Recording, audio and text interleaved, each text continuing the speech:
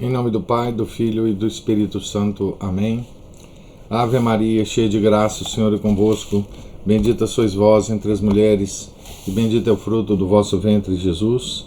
Santa Maria, Mãe de Deus, rogai por nós, pecadores, agora e na hora de nossa morte. Amém. São José, rogai por nós. São Felipe Neri, rogai por nós. Santa Mônica, rogai por nós. Nossa Senhora de Fátima, rogai por nós. Em nome do Pai, do Filho e do Espírito Santo. Amém. Bom dia a todos. Nós estamos aqui no capítulo 4, página 43, da biografia de São Pedro, escrita pelo William Thomas Walsh. Simão, afinal, decidiu ser pescador. Era agora um homem plenamente crescido, de estatura média, entroncado, robusto, de pele áspera e queimada de sol, que fazia ressaltar, pode-se imaginar, o azul acinzentado de seus olhos francos, mas instáveis. Algo dessa espécie é, pelo menos, sugerido na mais antiga representação que dele se conhece na arte, um medalhão de bronze do início do século II. Apresenta-o como uma vigorosa cabeça arredondada, maxilares combativos, uma testa recuada, como muitos poetas e soldados, o cabelo espesso e crespo, e uma barba que deveria ter sido de um castanho escuro. Um tipo não pouco comum entre judeus, mesmo em nossos dias. É interessante também, embora não historicamente conclusivo, saber que uma mística estigmatizada de nosso tempo, Teresa Neumann, de Konnersreuth, viu, entre aspas, Simão em algumas de suas notáveis visões em 1926, sem a barba espessa que os artistas lhe têm emprestado. Sua impressão é de que ele tinha barba um tanto rala.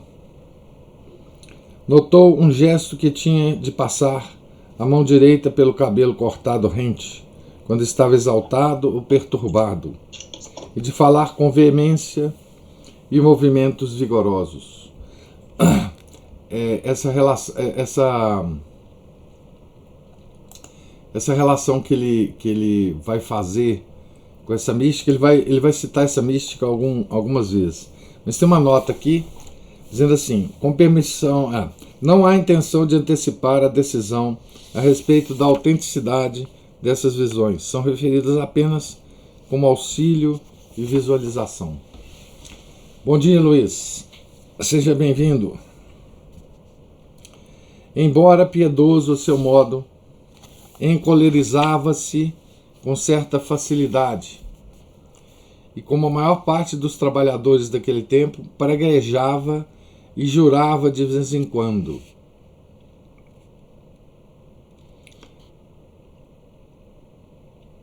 Aqui tem uma nota dizendo, parece isso clara referência a Mateus 26, 74, Marcos 14, 71.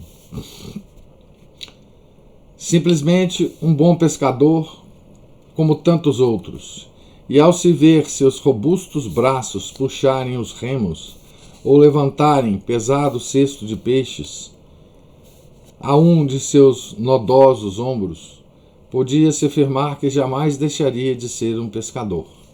Então agora o Walsh está nos descrevendo, né, o Pedro adulto, né? Até agora nós tivemos contato com ele criança, né? E agora então, nesse capítulo, ele nos introduz São Pedro adulto.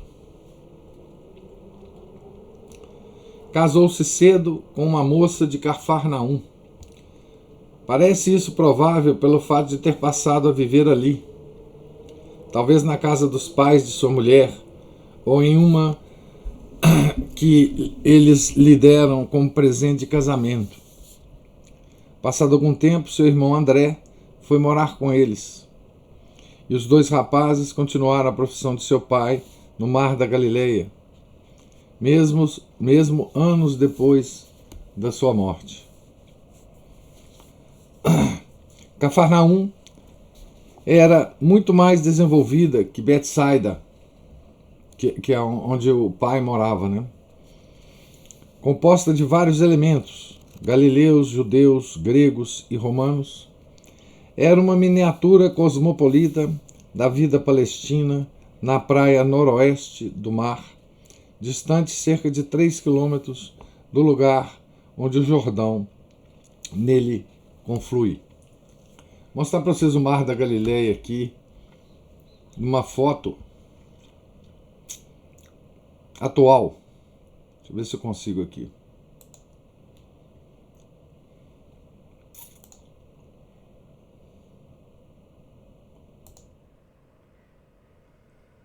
Tá, essa foto é de um tweet aqui de alguém que está lá no Mar da Galileia, né? Só para vocês terem uma ideia da região, né? Do Mar da Galileia. Depois eu vou tentar mostrar outras imagens do Mar da Galileia para vocês.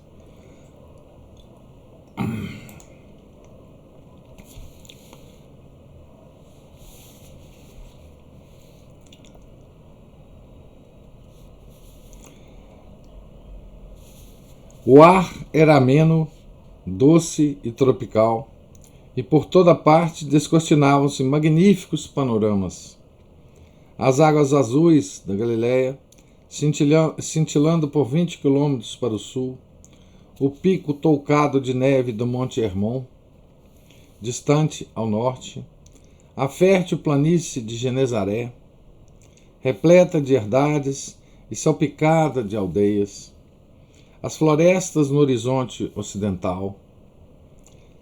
Perto da cidade borbulhava uma famosa fonte que se dizia ter sua nascente no Egito, uma vez que alimentava peixes iguais aos do Nilo. Se algum vestígio resta dessa arruinada prosperidade, é o negro alicerce de basalto e o lintel da porta da sua branca sinagoga, que se supõe ter sido desenterrada das ruínas da posterior aldeia de Tel Hum. Esse edifício sagrado, sólido e austero, à beira d'água, perto das docas e dos armazéns, era o centro espiritual, se não geográfico, de centenas de casas que subiam em fileiras irregulares e cintilantes até o alto de uma suave ladeira que terminava no morro arborizado a 1 quilômetro de distância.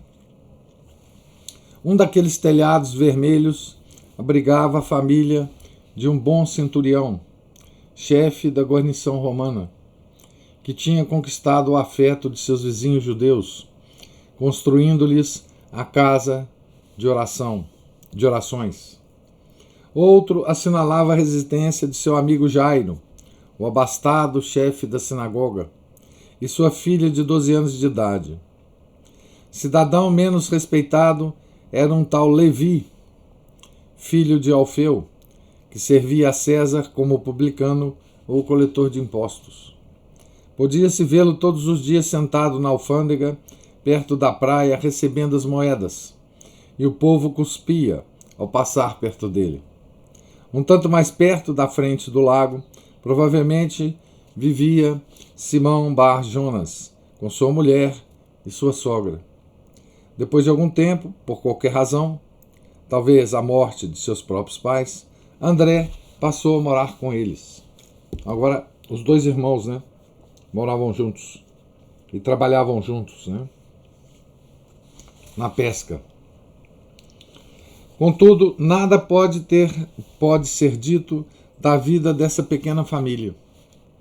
a não ser as mais evidentes conjecturas que os simples fatos sugerem. Simão, na força de sua idade adulta, sabia algo do que significava a companhia de uma mulher. Deve ter aprendido quão inextricavelmente 2 corações e 2 espíritos podem ligar-se pela alegria e pela tristeza em redor da tênue vida de uma criança.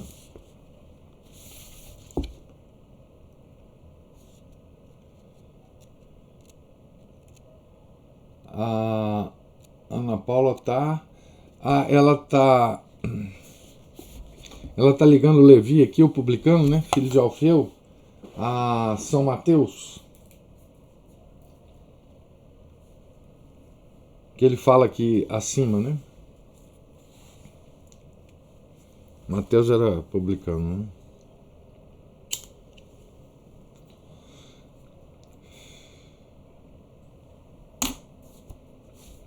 Então, deve ter aprendido quão inextricavelmente 2 corações e 2 espíritos podem ligar-se pela alegria e pela tristeza em redor da tênue vida de uma criança. Talvez sua mulher fosse de saúde delicada. A melhor opinião é que, por certo, morreu não muitos anos depois de seu casamento, possivelmente de parto. Mas isso e tudo mais relacionado à sua breve união, a morte de seu filho, talvez, e as dolorosas questões e tristes respostas que provocam revolta ou fé e resignação, tudo isso permanece irrevelado. Na verdade, a própria existência de sua mulher tem de ser inferida da breve referência do Evangelho à sua sogra, com quem ele e André ainda moravam quando a luz da história caiu pela primeira vez sobre ambos. Simão já não era jovem.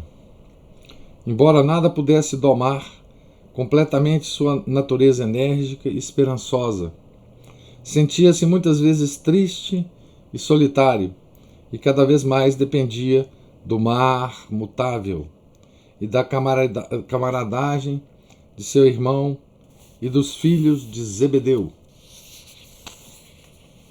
André nada havia perdido de seu interesse pelos estudos messiânicos. Vivia constantemente à espera de qualquer sinal do justo que havia sido prometido. Mostrou-se avidamente interessado certo dia, quando ouviu dizer que um homem notável tinha começado a pregar nas terras baldias ao norte das praias salgadas e quentes do Mar Morto. Depois disso, ninguém o viu em Cafarnaum ou Betsaida durante vários dias, pois se dirigira para aquele antigo deserto, onde as poucas árvores remanescentes cresciam nodosas e atrofiadas entre blocos de pedra semelhantes a enormes crânios, parecendo ter sido crestados pelo fogo do céu, e onde até mesmo os animais selvagens tinham aspectos de seres famintos e doentes. Quando André voltou, era um homem mudado, mais magro e menos da terra do que nunca. Contudo, estava cheio de entusiasmo por um profeta chamado João, que batizava o povo com água nas margens do Baixo Jordão. André contou a Simão que esse João tinha aparecido de repente no deserto da Judéia, como que vindo de parte alguma, naquele outono do ano que chamamos de 28 depois de Cristo. Aqui tem uma nota a respeito dessa data, né? Era o 15º ano de Tibério, Lucas 3,13.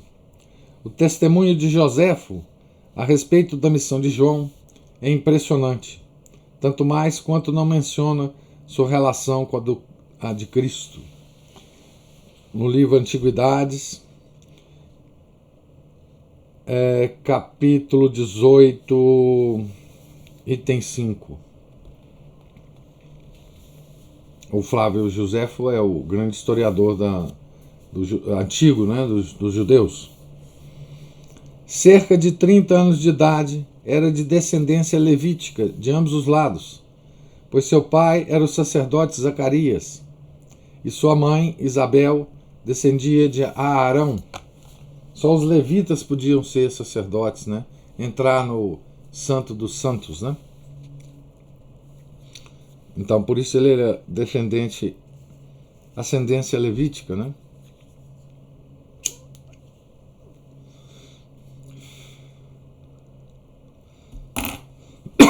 Começara a falar a pastores perdidos, a viajantes, a bandidos, a fugitivos, a quem quer que quisesse ouvir. E o estribilho de sua pregação era: arrependei-vos, pois o reino dos céus está próximo. O povo escutava e transmitia aos outros. E tal era seu poder, que havia quem dizia que ele era um profeta. E muitos das vilas mais próximas atravessavam o rio para ir-lhe ao encontro. Nem na maneira de falar, nem no traje, se assemelhava aos essênios e a outros ascetas que viviam sozinhos nos desertos. Usava apenas uma túnica de pele de camelo, amarrada à cintura por uma correia. Alimentava-se da comida dos mais miseráveis, dos pobres palestinos. Gafanhotos secos, reduzidos a pó, com que cozia um pão grosseiro e mel silvestre. Está descrito nos evangelhos, né? Mateus 3,4, Marcos 1,6. Magro, emaciado, quase negro de tanto sol, com olhos que sondavam seus ouvintes e de certo modo faziam que se sentissem envergonhados de si mesmos, exercia uma influência que se espalhava de choupana em choupana e de vila em vila, até que gente de todas as partes da Judeia ia encontrá-lo para ser por ele batizada e confessar seus pecados. Alguns dos sofisticados de Jerusalém começaram a aparecer entre as multidões que o seguiam, e homens como André, de lugares tão distantes como Cafarnaum, na Galileia. Muitos se mostravam apavorados quando o ouviam trovejar as enérgicas palavras do profeta Isaías. Uma voz clama no deserto: preparai o caminho do Senhor, endireitai as suas veredas. Todo vale será aterrado, e todo monte e outeiro serão arrasados. Tornar-se-á direito o que estiver torto, e os caminhos escabrosos serão aplainados. Todo homem verá a salvação de Deus. Lucas 3, versículos 4 a 6, Isaías 40, versículos 3 a 5. André disse a Pedro que ele mesmo deveria ter visto o sentimento e fervor das multidões. Eram inacreditáveis. Que devemos fazer? Perguntavam. Mestre, que devemos fazer? O que tem 2 túnicas, dê uma ao que não tem, respondia João. E o que tem o que comer, faça o mesmo. Segundo André, batizou com os demais alguns publicanos, dizendo: não exijais nada além do que vos está fixado. Havia até alguns soldados romanos em meio à multidão que diziam: e nós, que faremos? E João aconselhava-os a evitar a violência, as falsas acusações contra os civis, o descontentamento com a própria remuneração. Lucas 3, versículos 11 e 14.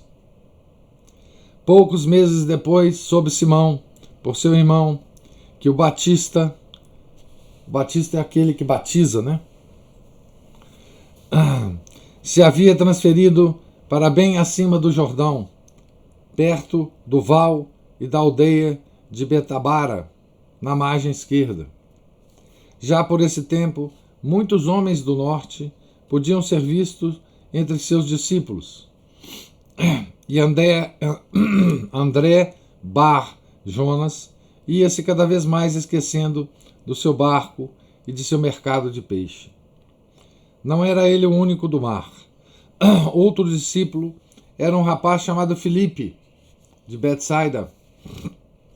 O povo começava a dizer, mesmo nas remotas aldeias da Galileia, que João devia ser o grande profeta predito por Moisés e pelos outros. Devia ser o Messias, devia ser o Cristo, o Santo de Deus. É provável que Simão tenha indagado de seu irmão a esse respeito e sabido que não era verdade. O próprio João havia negado isso de maneira bastante enfática. Não era o profeta, declarou, mas seu precursor. Era aquele a respeito de quem Malaquias, profeta Malaquias, né, havia escrito: vou mandar o meu mensageiro para preparar o meu caminho. Malaquias 3, versículo 1. Era aquela voz clamante no deserto, profetizada por Isaías. Depois de mim, clamava ele, vem outro mais poderoso do que eu, ante o qual não sou digno de desatar a correia do calçado. Eu vos batizei em água, ele, porém, vos batizará no Espírito Santo. Então, veja como é que o Walsh, né, tenta montar essa estrutura de como é que o João Batista chegou aos ouvidos, né, da família de São Pedro. Né? São Pedro, através do irmão dele, o André, né? Pedro estava lá, pescando, né? André era mais vívido, né? Mais inquieto do que Pedro. E ele então foi procurar essa figura que estava sendo falada em todos os lugares, né? Ele foi lá ver, né? E Pedro só soube, né? Pelas informações de André, né? Sobre esse profeta, né? Se isto chegou aos ouvidos de Simão na Galileia, não é de admirar que afinal chamasse a atenção dos sumos sacerdotes e dos principais fariseus em Jerusalém. Esses homens, sempre sensíveis a qualquer possível ameaça a seu poder e influência, ficaram bastante interessados em enviar alguns sacerdotes, levitas e escribas a toda pressa ao deserto onde o Batista fazia sua pregação. Então, o Batista, ele tinha mais ou menos a idade de Cristo, né? Ele era 6 meses mais novo, né? Ele nasceu em 24 de junho e o Messias 25 de dezembro, né? Então, Nosso Senhor Jesus Cristo, nessa época, trabalhava com o seu pai, né? Adotivo, José. E ele já estava praticamente quase no início da sua missão, né? Quando esses fatos aqui estavam ocorrendo. Está sendo narrado por Walsh, né? Então, a sinagoga de Jerusalém, né, se interessou por isso, né?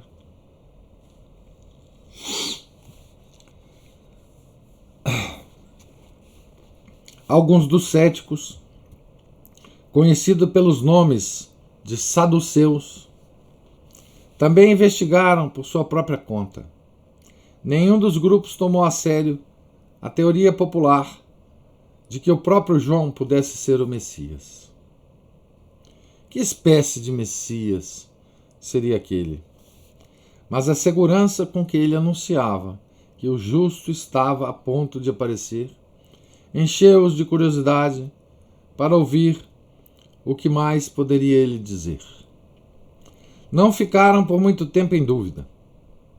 Enquanto miravam o profeta seminu, com desprezo e escárnio, João prontamente também se pôs a observá-los e depois disse: Raça de víboras, quem vos ensinou a fugir da ira futura? Dai, pois, frutos de verdadeira penitência. Não digais dentro de vós, nós temos Abraão por pai. Assim, pelo menos foi relatado em Cafarnaum por André e por João, filho de Zebedeu, que mais tarde transcreveu a maior parte da conversa. Simão dificilmente podia deixar de ficar espantado e talvez um pouquinho satisfeito. Sim, Senhor. Ele chamou os fariseus de raça de víboras. Acertava em cheio no alvo, como vingança contra o orgulho espiritual que toda a gente sabia era a pior falta deles. E como os agentes dos fariseus suportaram aquilo? Primeiro, ficaram mudos de surpresa e de cólera, enquanto João prosseguia com veemência. Pois eu vos digo, Deus é poderoso para suscitar destas pedras filhos a Abraão. O machado já está posto à raiz das árvores. Toda árvore que não produzir bons frutos será cortada e lançada ao fogo.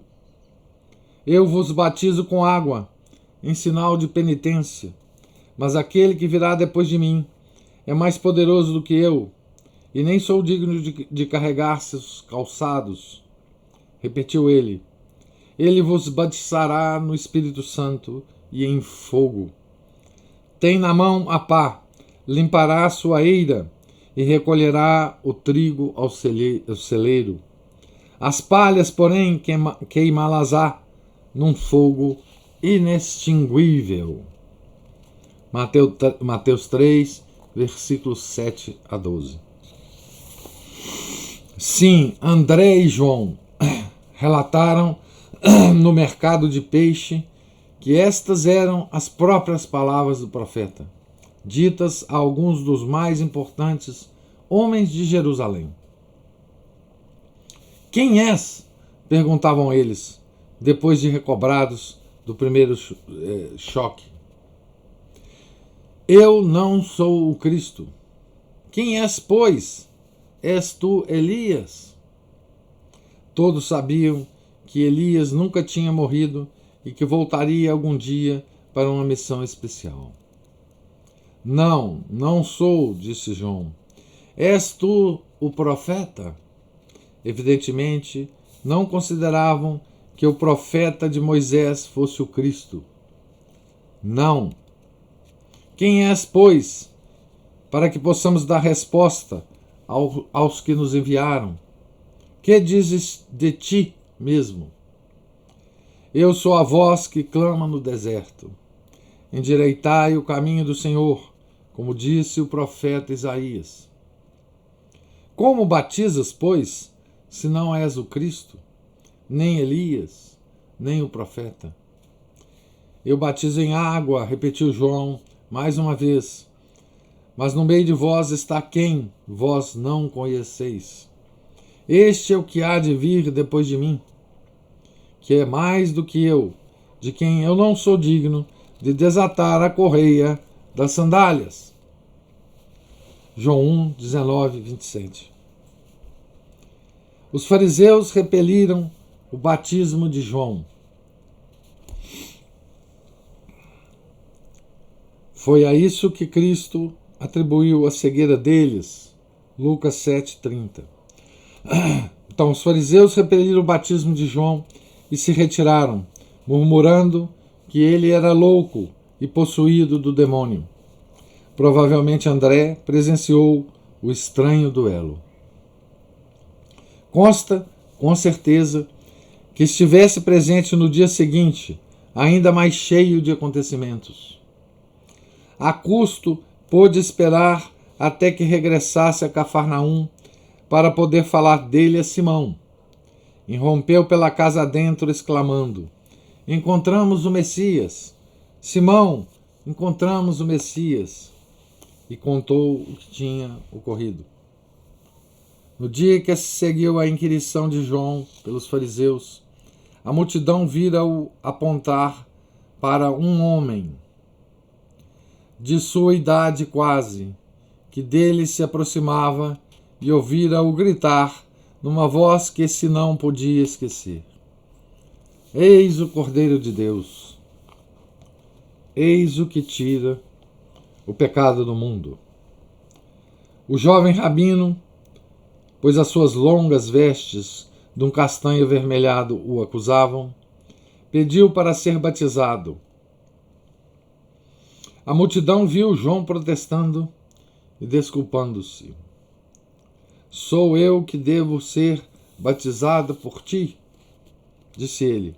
E tu vens a mim?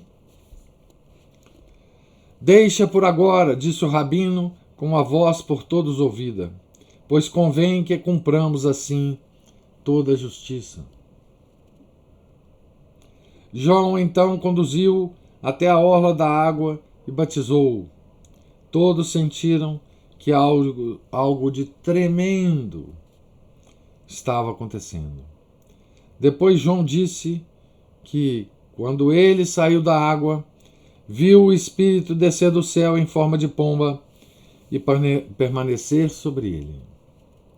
É este, disse ele, de quem eu disse: depois de mim virá um homem que me é superior, porque existe antes de mim. Eu não o conhecia, mas vim batizar em água para ele ser reconhecido em Israel. O que me mandou batizar em água disse-me: aquele sobre quem vires descer e repousar o Espírito, é ele quem batiza no Espírito Santo. Eu o vi e dou testemunho de que ele é o Filho de Deus. João 1, versículos 30 a 34. Naquele momento, muitos notaram o que parecia um trovão. Alguns ouviram distintamente uma voz do alto dizendo: Este é meu filho amado, no qual pus as minhas complacências. André contou que o homem assim apontado como o Messias, o Cristo há muito esperado, chamava-se Jesus e tinha vindo de Nazaré, na Galileia, onde trabalhara com um carpinteiro chamado José, aparentemente seu pai. Por sua mãe, Maria, era primo direto do Batista. Então, a gente sabe, não é?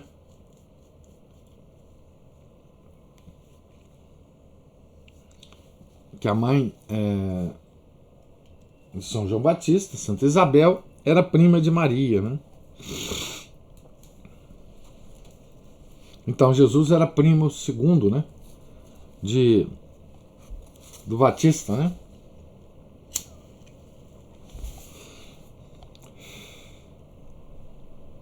Contudo, nunca haviam se encontrado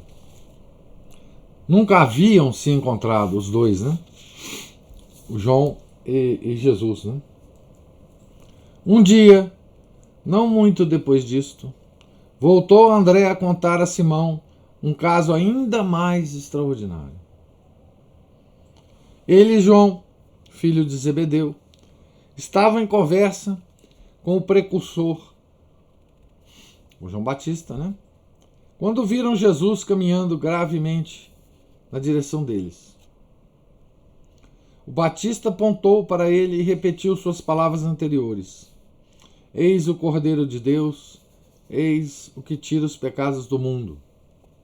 André, ele contou, por alguma razão acreditou nisto e com seu companheiro deixou o Batista e seguiu Jesus. Havia nele algo que tornava quase impossível não agirem assim. Depois que ele se afastou um pouco da multidão, voltou-se e fitou-os. Devia estar terrivelmente magro, pois havia pouco jejuara durante 40 dias no deserto. Que buscais vós? Perguntou Jesus. Rabi, disse um deles gaguejando, onde moras? Vinde e vede, disse ele, e voltando-se continuou sua marcha em silêncio. Os dois pescadores acompanharam-no até que o viram parar no lugar de seu abrigo. Se em alguma pequena casa da aldeia ou em algum retiro silvestre ao ar livre, entre os rochedos e cardos, o Evangelho não nos diz. Só afirma que eles permaneceram com ele até 4 horas da tarde. João 1, 35, 39. E o ouviram, e o que ouviram, se seus lábios deixou-os sem a menor dúvida de que ele era o Cristo. Aqui deve ser, e o que ouviram de seus lábios, né? Deixou-os sem a menor dúvida de que ele era o Cristo. Tudo isso contou André sem fôlego a seu irmão Simão em Cafarnaum. Encontramos o Messias, repetia. Encontramos o Cristo. Simão devia ir ver por si mesmo sem demora.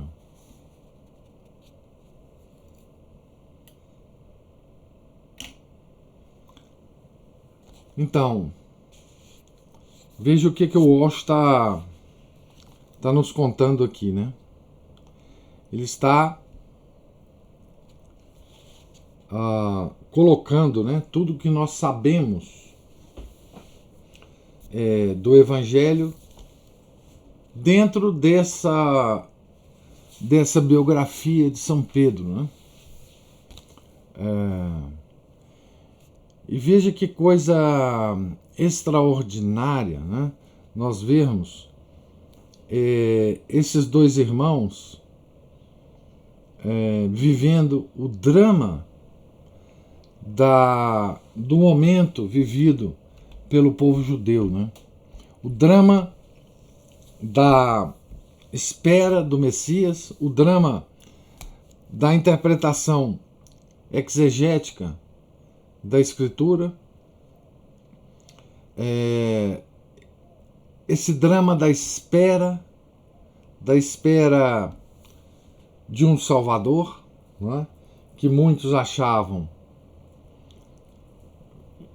quer dizer, as ideias sobre esse Salvador variavam muito, né? A maior parte das pessoas pensava que esse Salvador seria um homem poderoso e que iria libertar Israel do poder do jugo romano, não é isso? Esse era o pensamento, por exemplo, de Judas Iscariotes, né? Por outro lado, existiam os fariseus, os doutores da sinagoga, né, que a tudo observava com medo de da perda do seu poder, né? E veja como é que Nosso Senhor, desde o primeiro momento, causou escândalo nas pessoas, né? Porque o próprio precursor, a própria pessoa escolhida por Deus para anunciá-lo, era uma pessoa que essa casta farisaica de Jerusalém não dava a menor respeitabilidade, né? Quem ia ouvir, não é? Um maluco pregando no deserto? Por que João Batista pregou no deserto? Por que ele não pregou em Jerusalém, por exemplo? Por que ele não pregou, como o próprio Nosso Senhor e como os apóstolos, nas sinagogas? Né? Por que ele vestia do jeito que ele vestia? Por que ele vivia como ele vivia? Né? Como escória social. Né? Então, Nosso Senhor, o Messias, ele já começava a escandalizar os judeus na própria figura de seu precursor, né? Na própria figura de quem o estava anunciando. Né? Então, toda a história de Nosso Senhor, né, foi um escândalo para o povo judeu. Um escândalo para o povo judeu. Vocês imaginam um intelectual de Jerusalém, um homem como Paulo, por exemplo, né? Um homem que foi formado pelos doutores da sinagoga, um homem que estudou profundamente as Escrituras, passou anos a estudar as Escrituras, a aprender a fazer uma interpretação da Escritura, né? Que tinha familiaridade com os textos, que, enfim, imagina esse homem, tendo lido tudo sobre o Messias que estava nas Escrituras, encontrar com uma figura como João Batista, né? Como que isso deve ter sido repugnante, né? a esse judeu, né? A esse intelectual, a essa inteligentícia judaica de Jerusalém, né? E como é que esse Batista atraía as pessoas, né? E por que ele atraía os sacerdotes? É porque ele atraía as pessoas e os sacerdotes estavam preocupados com isso. Porque eles achavam que quem tinha que atrair as pessoas eram eles, né? Então, quando Jesus, né, no começo de sua vida pública, né, foi lá, o Batista, as coisas começaram a se ligar, né, na cabeça das pessoas. E aqui André representa aqui nessa descrição do Walsh, não é? A ligação entre Nosso Senhor e os apóstolos de um modo geral, e especificamente a Pedro, né? E nós vamos ver como Pedro encara,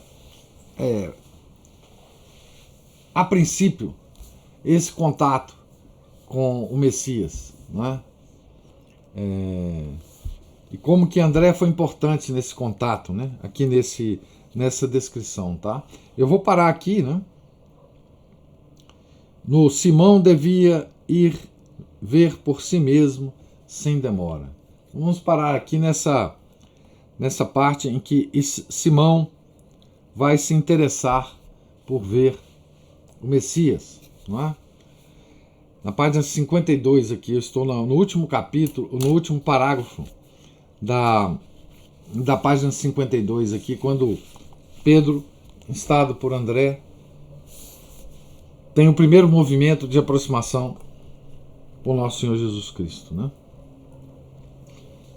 Paro aqui e pergunto se há alguma observação, alguma pergunta.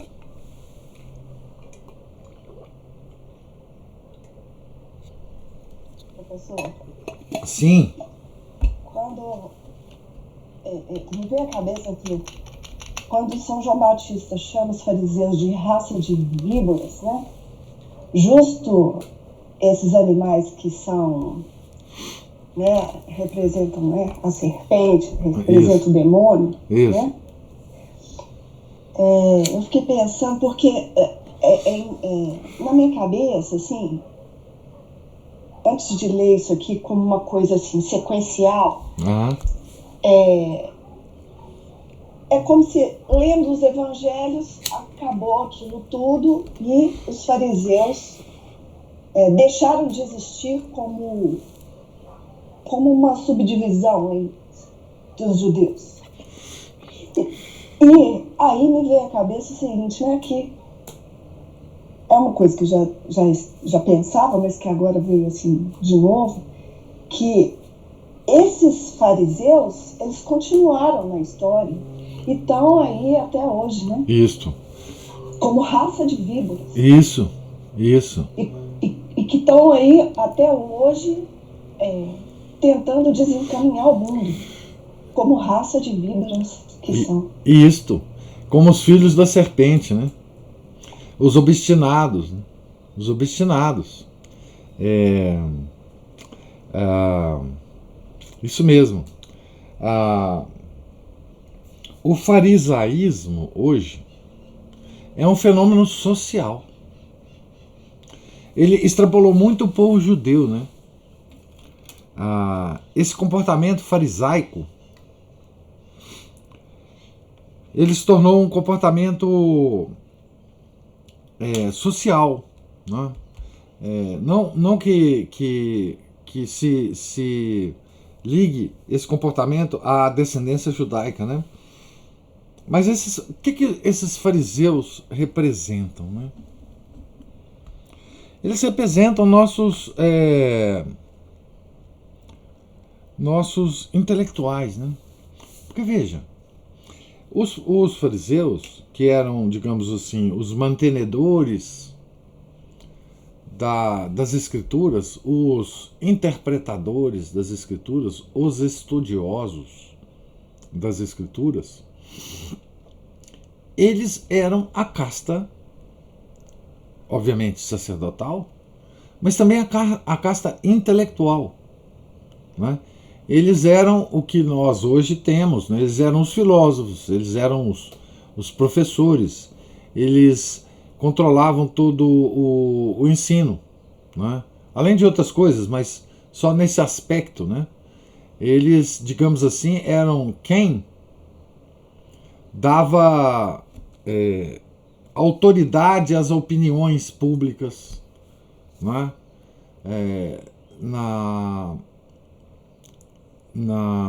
Do povo hebreu, né? Eles eram quem certificava, não é?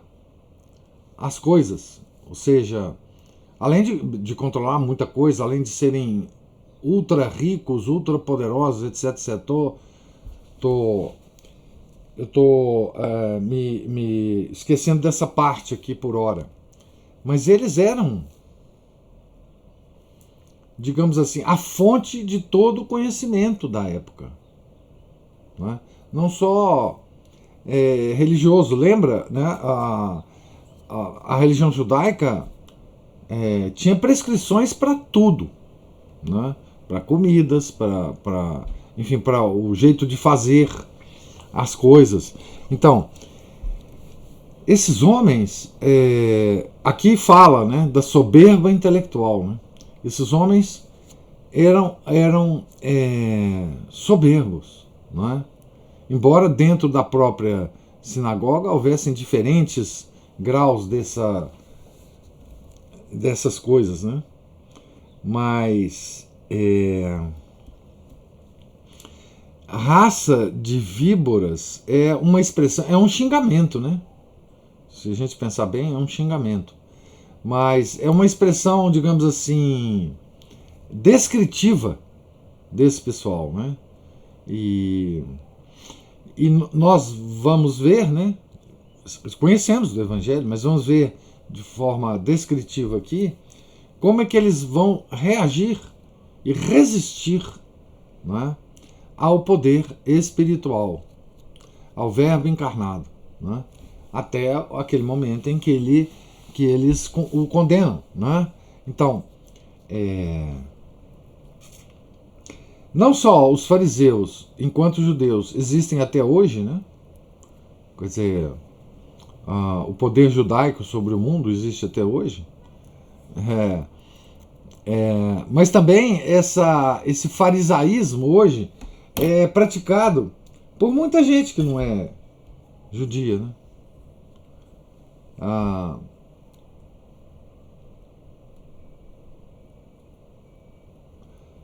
Aqui eu acho que é o Luiz que está falando, através da Raíssa, se não me engano. Ana Paula, o professor Carlos Bezerra tem uma aula de 30 minutos sobre quem são os fariseus e os saduceus da atualidade, e como estão unidos para condenar o corpo de Cristo, a igreja, como estiveram no passado para condenar a cabeça, Nosso Senhor. Sim, Carlos Bezerra fala sobre isso. Então, eles estão até hoje existindo porque a guerra entre Deus e o demônio não terminou ainda, não é? E vai terminar só no final dos tempos, tá certo? Então, esse poder que nós vemos em luta com o nosso Senhor Jesus Cristo está em luta até hoje, né? Inclusive na invasão da própria igreja de Cristo, né?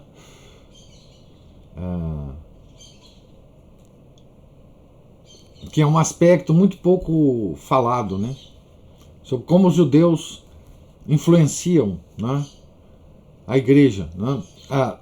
Resquícios disso nós podemos ver em vários lugares, né? Por exemplo, na mudança da oração de Sexta-feira Santa, não é? Na oração que a igreja faz, aquela belíssima oração da Sexta-feira da Paixão, e que tem uma parte que fala sobre os judeus, né? E que foi mudada. Foi mudada no missal antigo, não é? Por exemplo, tá aí o vídeo do professor Carlos Bezerra, né? Deixa eu ver se eu recupero aqui. Podem fazer as observações aqui ainda, mas eu vou tentar recuperar a oração antiga da semana da Sexta-feira Santa, aqui do meu missal. Eu tenho um missal aqui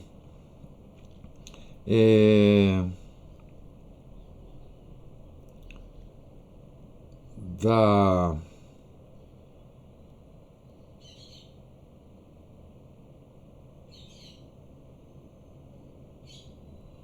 Sexta-feira, orações solenes. As orações solenes é aquela: oremos, irmãos caríssimos, pela Santa Igreja, etc, etc, etc. E depois de cada dessas orações a gente ajoelha, depois levanta, né? Uhum. Então, foi isso que essas modificações que o senhor falou que foi no Pio XII? Que foram feitas? Essa não, foi feita no ritual geral. Essa foi feita no missal de 62. Então, a oração que mudou, né? Deixa eu ver aqui. Então, quando nós vamos orar pelos heréticos, né? Nós oramos também pelos hereges, cismáticos, etc. Onipotente e eterno Deus.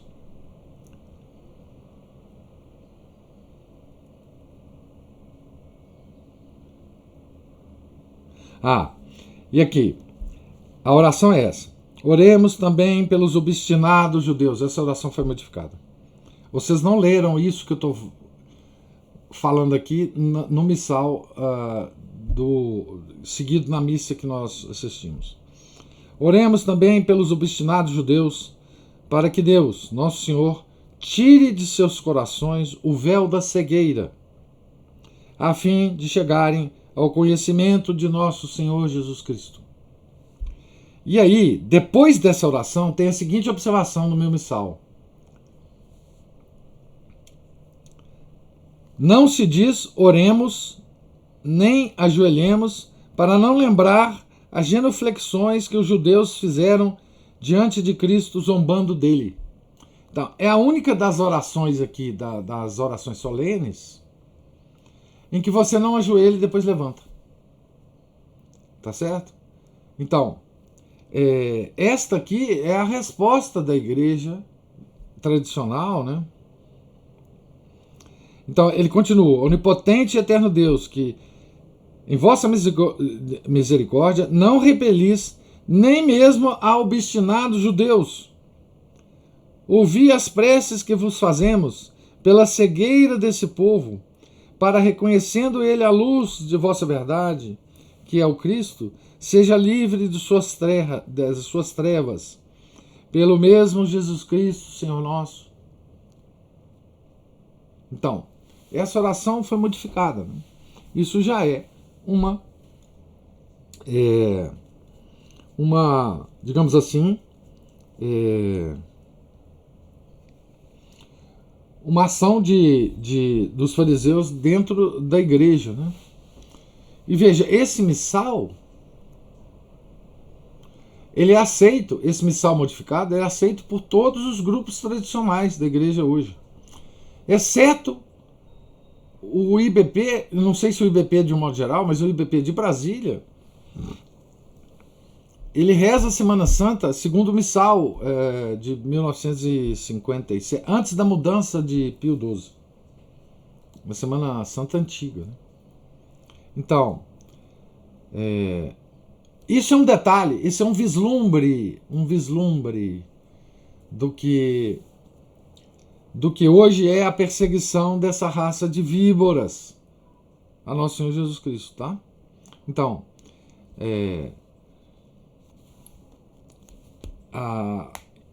enfim, tem muita coisa escrita, muita coisa falada por aí sobre isso, não é o nosso tema aqui, mas essas primeiras reações a Nosso Senhor, né, elas são típicas, elas são paradigmáticas do que vai acontecer ao longo de toda a história. Toda a história. Tá certo? Então, quando nós vemos agora... Pois não, fala, Paulo. É o Luiz que está falando. Opa, Luiz, grande Luiz, diga lá. Desculpe interromper o senhor, não. Só para pontuar mais uma coisa aqui, que na sexta-feira da Paixão e véspera eu fiquei pesquisando sobre esse fato, né, e até chamei a atenção do senhor lá. Eu acho que o senhor, não sei se o senhor se atentou para o fato de que houve uma modificação, sim, nesse missal de João 23, que atenuou a oração, né? Isso. E na verdade já havia uma pressão em Pio XII, sim, e já se pôs a genuflexão, quer dizer, já se foi atenuando, se teve um movimento Isso. na década de 20, no final, que não conseguiu, foi retirado pelo Papa. E aí o mais impressionante é o seguinte: a oração que sai do missal de 63, ela é uma versão atenuada que ainda pede a conversão, né? Mas, embora tire as palavras duras, tire... Agora, se o senhor reparar, se o pessoal reparar nos missais que a gente comprou da administração, que é o de 63, for lá na página da oração universal, a parte onde está a oração dos judeus está com uma forma de letra diferente. E esse profissional tem tanto poder que quando Bento XVI editou o Summorum Pontifício, houve uma pressão de dois grupos grandes, com medo do crescimento do rito tradicional, aumentar o que eles chamam de antisionismo, né? Contra os judeus. O Bento XVI ele mudou o rascunho, ele fez duas versões da oração para agradar, até chegar num ponto assim mais suave. A oração não é tão ruim quanto a do rito novo, mas é ainda pior do que a que saiu lá do do missal de 63. Isso. Só que eu coloquei lá, não sei se o senhor se tentou por Cê- esse detalhe. tentei. Eu lembro disso. Eu lembro disso estar acontecendo, né? Sou velho o suficiente para isso. Lembro, Bento XVI, sim. Né? Veja que. Então, provavelmente eles pegaram a forma do missal antigo e fizeram a modificação, porque a fonte está diferente. Aham. É curioso. Se É, a gente for lá e olhar agora no nosso missal que a gente usa.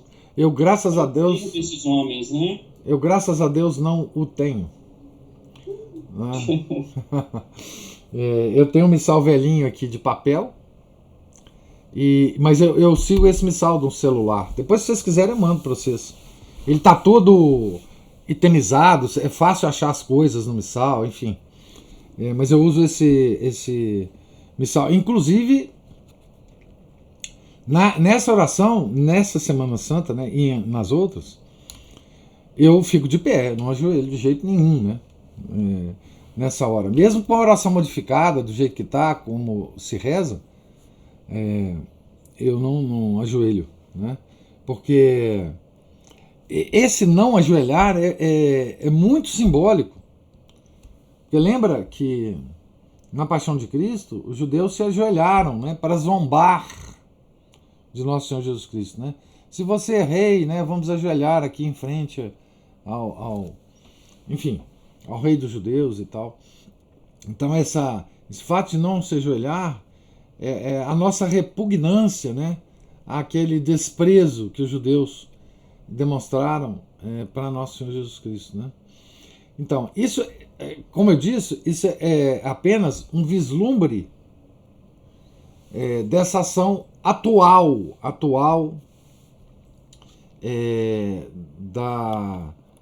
dos fariseus, né? Dos fariseus. E note, farisaísmo é também atitude da igreja frente à pressão dos judeus, né? Tá certo? Isso também é farisaísmo, né? Porque esse tipo de aceitação, né, de um papa, de papas, né, de um modo geral, a essa pressão dos judeus, já é um farisaísmo da parte deles, né? E eles já fazem jus, na minha humilde opinião, da expressão que São João Batista usou para os judeus, né? De certa forma, né? Raça de víboras. Tá certo? Raça de víboras. Porque a gente vai com isso desprezando nosso Senhor Jesus Cristo em pequenos detalhes, né? Em pequenos detalhes. Tá certo? A gente vai nos judaizando. A gente, pouco a pouco, nós vamos nos conformando a esse estado mental de recusa, né, ao reinado de Nosso Senhor Jesus Cristo, né? Então isso é uma coisa lamentável, né? E essa leitura nos lembra, né, a origem dessas coisas. Essa leitura e muitas outras que a gente pudesse fazer, né? Mas essa leitura aqui de Pedro, da biografia de São Pedro, vai nos lembrando disso, né? Nos relembrando disso, né?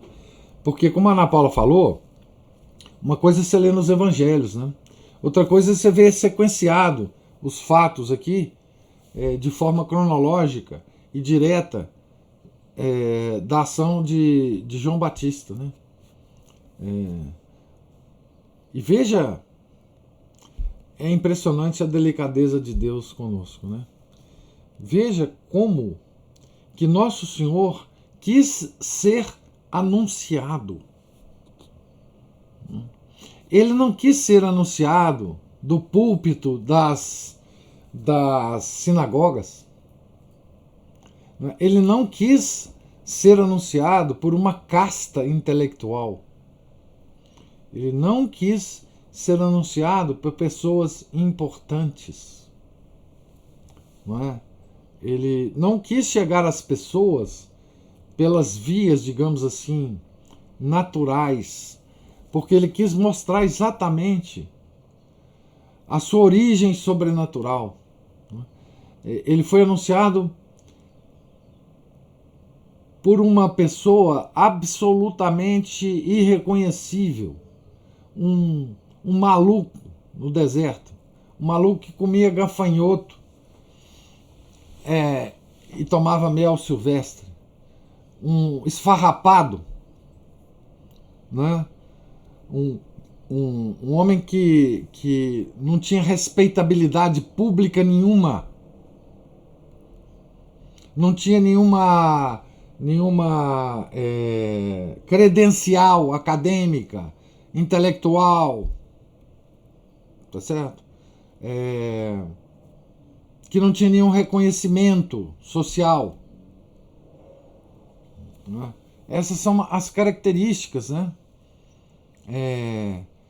Desse poder sobrenatural, para nos dizer o seguinte: eu não preciso disso que vocês criaram aí na Terra. Eu sou um poder sobrenatural, eu estou acima destas coisas.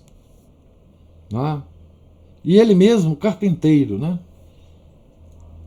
Ele mesmo pobre, ele mesmo sem nenhum vínculo de importância social. Então, essa é a característica, a assinatura do poder do Deus Trino. Ele recusa esta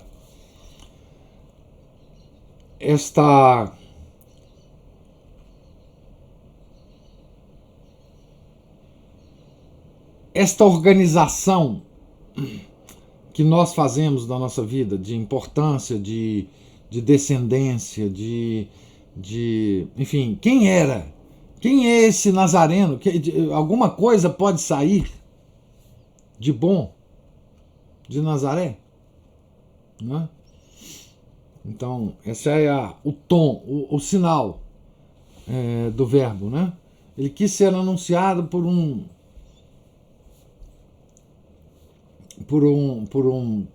desconhecido, por um desqualificado socialmente, né? Enfim. Mais alguma? Recupere essa observação do Luiz aí, porque ele mandou um link. Não sei se você, Luiz, vai ter esse link aí para compartilhar agora aqui no Skype. Ele mandou um link sobre essas mudanças de Bento XVI, na época, lá no Clube de Leitura, chamando a atenção de que mesmo o Missal de 62 foi modificado depois da edição do Summorum Pontificum, né? Justamente pelo que o Luiz falou. Com a edição do Summorum Pontificum,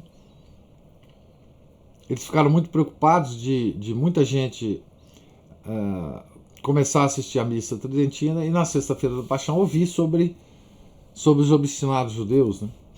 E aumentar o antissemitismo, né? Que é a palavra gatilho que os judeus usam para se queixar de qualquer crítica que se faz a eles hoje, né? Tá certo? Então, vocês recuperam lá no Clube de Leitura esse link que o Luiz mandou. Tá certo? Então, mais alguma observação? Na verdade, eu queria falar uma coisa, professor. Eu fiquei aqui pensando com essas últimas palavras do senhor, como que, de novo, né, como que Deus se utiliza das pessoas, às vezes, mais que parecem mais improváveis, né, para fazer das suas obras. E como que nós, para usar uma palavra que você usou muito ontem, obstinadamente, nós condenamos assim, as pessoas. Você vê uma pessoa, você faz logo um julgamento dele só por aqui, um lado ali, e obstinadamente nós nos recusamos a dar uma chance para aquela pessoa, já julgarmos e dizer, não, essa não quer, já darmos para ela, taxarmos as pessoas de algo, né? Ah, é modernista, é mundano. E aí a gente se afasta e talvez perca a oportunidade de aprender algo com ela. Uhum. Não é? Então, assim, é porque é aquela coisa que o povo vive repetindo, né? Ah, me afastei do mundo, eu sou do mundo, eu saí do mundo, né? É isso. Eu não sei se a minha linha de raciocínio está certa, mas eu fico pensando nisso. É lógico que a gente sabe que tem coisas que flagrantemente são motivos para nós pecarmos e nós temos realmente que nos afastar disso. Mas é uma coisa que eu tenho muito medo, aquele negócio da gente ficar. A gente faz rotula as coisas e se exclui. Esse que eu acho que é o maior perigo. A gente se exclui como se a gente, né, fosse ali purinho e não tivesse nada a ver com isso. E os outros cheios de lama. É isso mesmo. O que nós devemos observar é que no mundo nós entramos em contato com diferentes tipos de pessoas, com diferentes orientações de vida. E o que nós temos que perceber é o seguinte: tudo que nós encontramos no mundo são pessoas, coisas e acontecimentos. São as coisas que Deus usa, a causa primeira usa, como causa segunda. Deus fala com a gente cotidianamente. Não é através de êxtases, não é através de, enfim, doçuras espirituais. Ele nos fala através de coisas, pessoas e acontecimentos. Não é? Então, se Deus fala com a gente assim, não é? Nós precisamos ficar muito atentos para o que Ele está nos falando. Né? Nenhum acontecimento, nenhuma coisa, nenhuma pessoa na nossa vida que se aproxima de nós, as pessoas próximas, né, que eu estou falando, não é o menininho que está morrendo lá na África. Tá certo? As pessoas que se aproximam da gente, que a gente tem contato com as coisas, acontecimentos e pessoas. Acontecimentos da nossa vida, próximos de nós. Essa é a linguagem que Deus usa para nós. Nós aprendemos lá com Dom Chutar, quando a gente fez a leitura daquele livro, Alma de Todo Apostolado. Coisas, acontecimentos e pessoas. Essas são as causas segundas. E quando ele está movimentando as causas segundas em torno de cada um de nós, isso é a conversa que ele está tendo conosco. E nós precisamos prestar atenção nessa conversa. Né? Porque afinal é Deus que está conversando conosco. Então, e é isso que você falou, quer dizer, nós devemos procurar julgar internamente, não externamente, falando, murmurando, etc. Julgar qual que é a mensagem que Deus está querendo nos passar com aquela linguagem dele. Né? A linguagem cotidiana. E no rito lá do batismo, o padre fala, éfeta. É pra gente ouvir. Isso. Ouça. Então, a gente fala e não ouve. Pois é, mas é porque a gente fala tanto que não dá para Deus falar. Não dá tempo para ele falar. Então, assim, digamos assim, interpretando aí o que você falou, né? Por exemplo, todo esse contato que nós temos, né, com as pessoas católicas que a gente taxa de modernista, né? O contato que a gente tem com elas é uma conversa que Deus está tendo conosco, através das pessoas. Então, o que ele está querendo nos dizer, né? Vamos escutar? Vamos nos silenciar e escutar? Não é? É isso que nós devemos fazer, né? Nós estamos envolvidos, digamos, a gente gosta de falar, nós estamos envolvidos em várias crises, crise da igreja, crise do mundo, não sei mais o que, não sei mais o que. Mas o que é isso? Porque essa é a conversa que Deus está querendo ter com a gente agora, nesse tempo. O que isso quer dizer? Não é? A gente só fala, murmura, reclama. Mas não pode, isso não pode.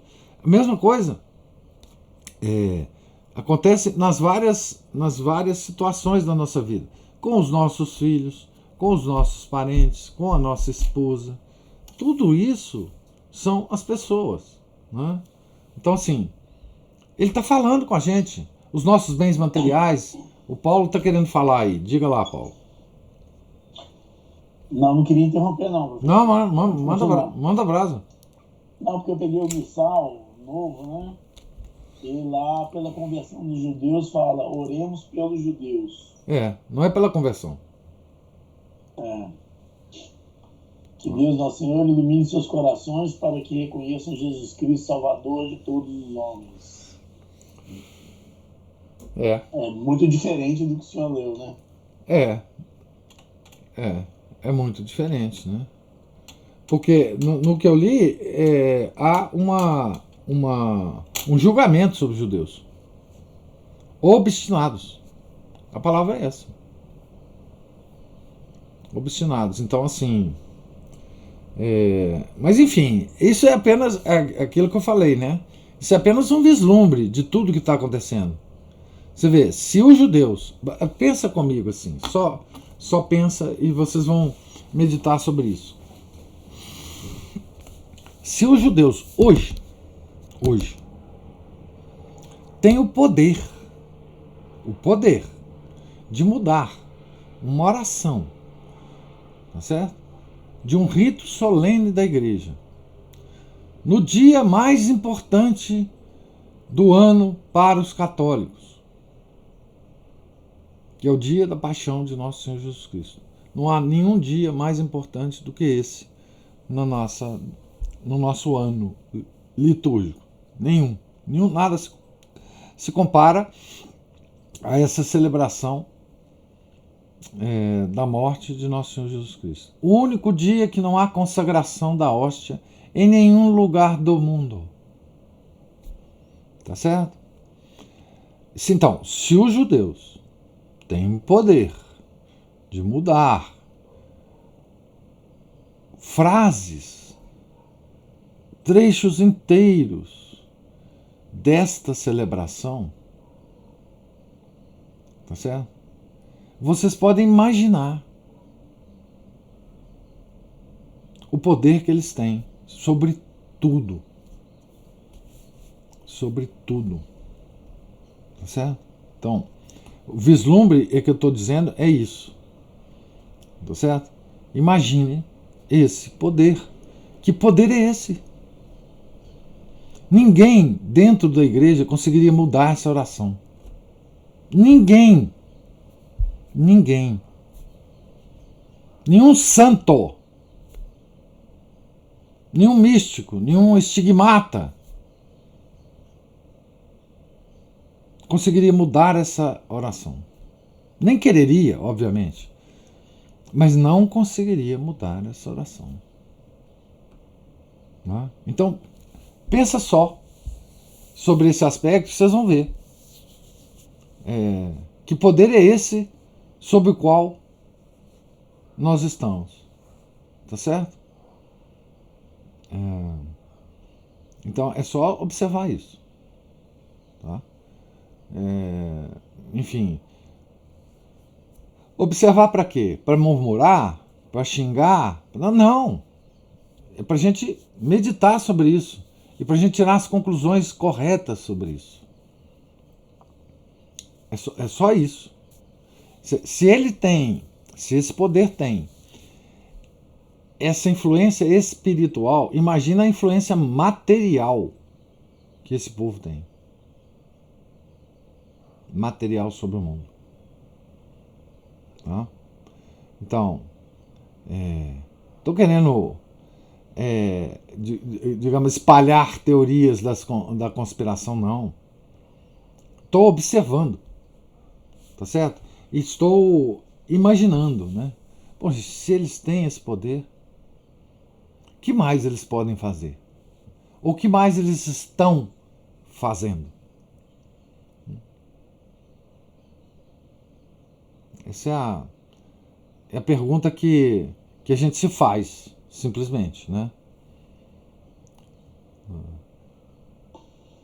E é aquela coisa, né, professor? Não podemos nos desesperar, né? Claro que não. Temos que fazer a nossa parte, não podemos esmorecer, mas Não. confiar em Deus e É. fazer o que está ao nosso alcance, né? Não, mesmo porque, né? Esse poder do qual estou falando, ele crucificou nosso Senhor Jesus Cristo. Né? Certo? Então, foi esse poder. Né? E não há nada a se desesperar, né? Porque foi desse fato que nós temos a nossa redenção, né? Então, mas tá aí na nossa frente para a gente observar, né? Se a gente não observa, enfim, é culpa nossa. Mas enfim, tá aí, né? Se alguém tem alguma dúvida, né?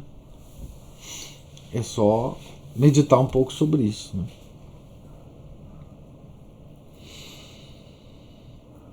Então, gente, Deus lhes pague a presença, paciência comigo, as observações. Nós estamos, então, aqui no último parágrafo da página 52, que leremos amanhã, se Deus quiser, não é isso? Fiquem todos com Deus, tenham um santo dia. Em nome do Pai, do Filho e do Espírito Santo. Amém. Ave Maria, cheia de graça, o Senhor é convosco. Bendita sois vós entre as mulheres, e bendito é o fruto do vosso ventre, Jesus. Santa Maria, Mãe de Deus, rogai por nós, pecadores, agora e na hora de nossa morte. Amém. São José, rogai por nós. São Felipe Neri, rogai por nós.